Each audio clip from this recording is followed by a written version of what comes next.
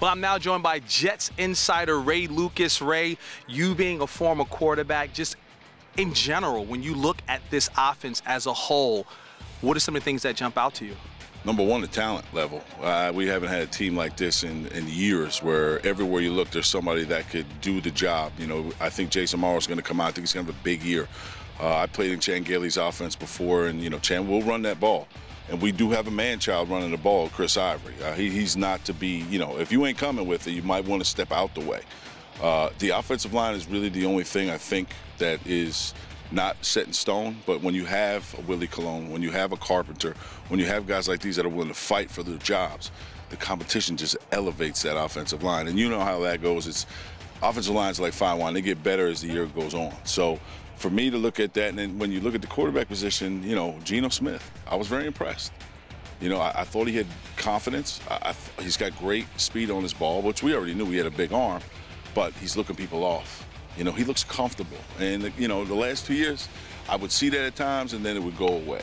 You know, I saw him pull the ball down and almost run for a touchdown today, which I think that's a big part of his game that he has to utilize because he is an athlete. But to me, like, you know, when you watch it, him and Brandon Marshall, I don't know all that working out stuff, but it's working out right here on the field. So, defensively, what are you seeing from this team? It's scary. It's so scary. When you look at the defensive line and you look at the linebacking core, I think Amaro Davis is finally coming into his own. I mean, when he came here as a rookie to where he is now, I mean, he had to put on 15, 20 pounds of muscle. When you look at the secondary, being a former quarterback, ooh-wee. To be honest with you, I think Gilchrist is, which nobody's talking about, this kid is so intelligent. I think Pryor's game is going to elevate because Gilchrist is here.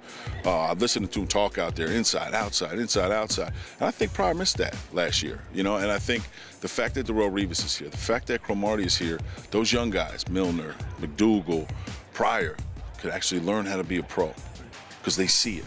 Training camp breeds competition, but more so it breeds opportunity for these guys to really jump out, and they tend to jump out throughout special teams. Who is that one guy that you're like looking to see, not necessarily take that next step, but just to jump out? I don't know if Devin Smith is going to play special teams. Like, that's my favorite pick. I actually called the pick before they made it.